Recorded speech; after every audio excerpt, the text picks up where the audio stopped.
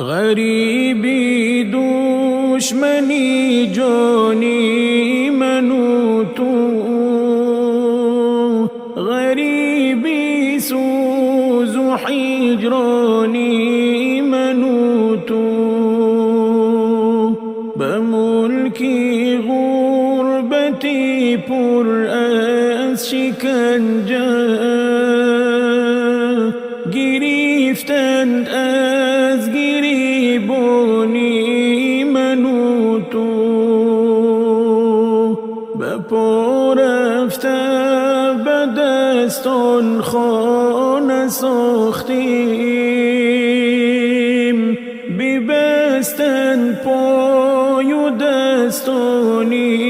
من و تو،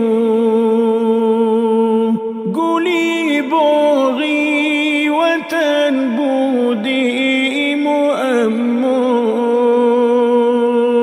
نموده خار و زندانی من و تو، خدایا ناکسی در ملک غربت نریزد اشک چشمانی من و تو، غمی بیچارگی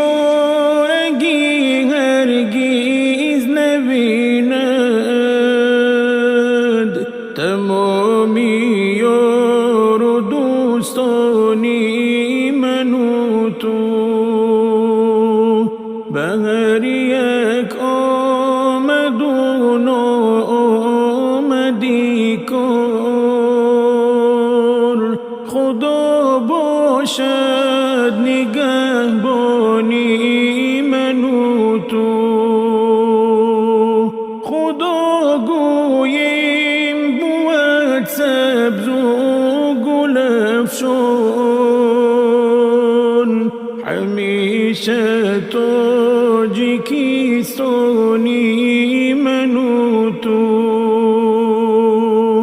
بخوان محکم پوری دردی غریبی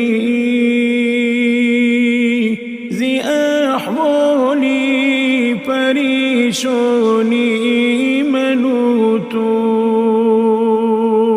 غریبی دشمنی جانی من و تو، غریبی سوز و هجرانی من و تو.